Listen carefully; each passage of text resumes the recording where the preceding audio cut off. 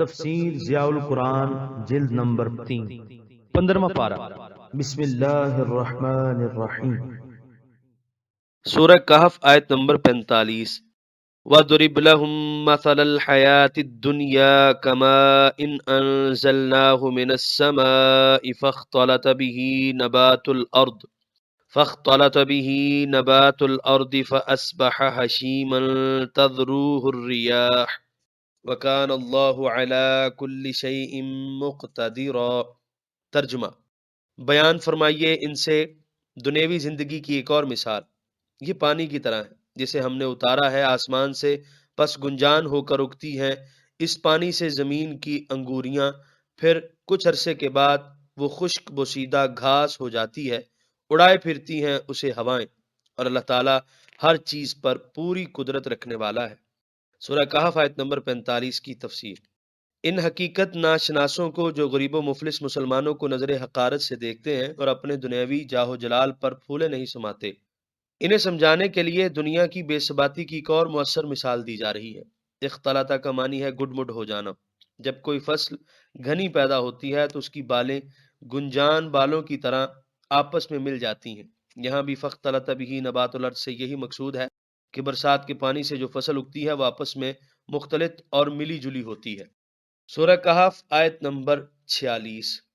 المال والبنون زینۃ الحیاۃ الدنیا والباقیات الصالحات خیر عند ربک ثوابا وخیر املا۔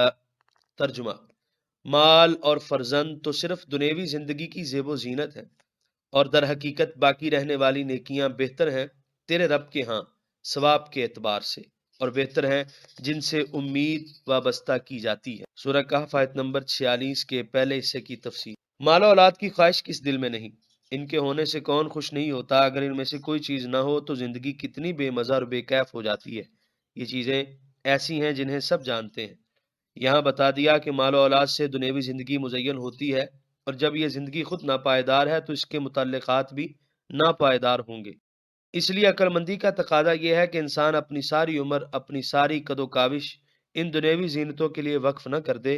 ایسا نہ ہو کہ جب یہ فنا ہو جائیں تو تم خالی ہاتھ ملتے رہ جاؤ، بلکہ زاد آخرت کی بھی فکر کرو۔ سورہ کہف آیت نمبر 46 کے بقیہ حصے کی تفسیر۔ تیرے رب کے ہاں ثواب کے اعتبار سے وہ نیک اعمال جو اللہ تعالیٰ کی خوشنودی کے لیے کیے جائیں، وہ اس حی و قیوم سے وابستہ ہونے کی وجہ سے بقائے دوام کی صفت سے متصف ہو جاتے ہیں۔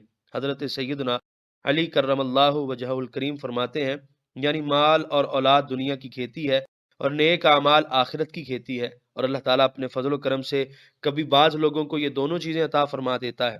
حضرت ابو سعید خدری فرماتے ہیں کہ نبی کریم صلی اللہ علیہ وسلم نے ارشاد فرمایا، باقی رہنے والے اعمال کثرت سے کیا کرو۔ عرض کی گئی یا رسول اللہ وہ کیا ہیں؟ فرمایا اللہ تعالیٰ کی تسبیح، تحلیل، تحمید، تکبیر اور لا حول ولا قوت الا باللہ ہے۔ حضرت جابر سے مروی ہے کہ حضور نے فرمایا کہ لا حول ولا قوت الا باللہ کثرت سے پڑھا کرو، اس سے تکلیف کے 99 دروازے بند ہوتے ہیں۔ ادناہ الہم، سب سے کم درجے کی تکلیف جو اس کے پڑھنے سے دور ہوتی ہے وہ ہم یعنی حزن و ملال ہے۔ حضرت نعمان بن بشیر سے مرفوع مروی ہے کہ سبحان اللہ والحمد للہ ولا الہ الا اللہ واللہ اکبر ہن الباقیات الصالحات۔ حضرت ابن عباس نے فرمایا کہ جتنے نیک اعمال ہیں وہ باقیات صالحات ہیں۔ علامہ قرطبی نے کہا ہے کہ یہی قول صحیح ہے۔ سورہ کہف آیت نمبر 47۔ وَيَوْمَ نُسَيِّرُ الْجِبَالَ وَتَرَى الْأَرْضَ بَارِزَةً وَحَشَرْنَاهُمْ فَلَمْ نُغَادِرْ مِنْهُمْ أَحَدًا۔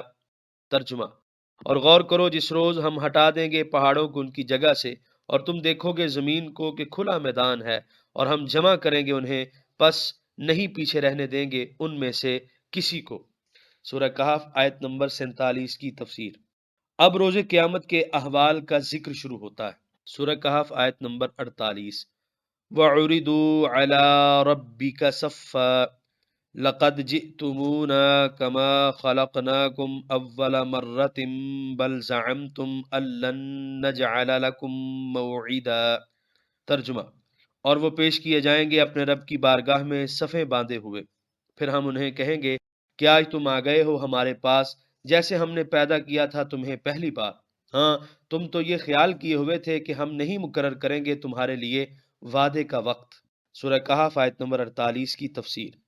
سب مخلوق صفیں باندھے سر جھکائے حاضر بارگاہ اقدس ہوگی۔ دنیا میں عمر بھر جو لوگ قیامت کا انکار کرتے رہے اور فلسفہ بگاڑتے رہے، انہیں کہا جائے گا کہ تم تو کہتے تھے کہ قیامت وغیرہ کی کوئی حقیقت نہیں، بتاؤ ہمارے رسولوں کی بات سچی ثابت ہوئی یا نہ ہوئی۔ سورہ کہف آیت نمبر 49۔ وَوُضِعَ الْكِتَابُ فَتَرَى الْمُجْرِمِينَ مُشْفِقِينَ مِمَّا فِيهِ وَيَقُولُونَ يَا وَيْلَتَنَا مَا لِهَذَا الْكِتَابِ لَا يُغَادِرُ صَغِيرَةً وَلَا كَبِيرَةً إِلَّا أَحْصَاهَا وَوَجَدُوا مَا عَمِلُوا حَاضِرًا وَلَا يَظْلِمُ رَبُّكَ أَحَدًا۔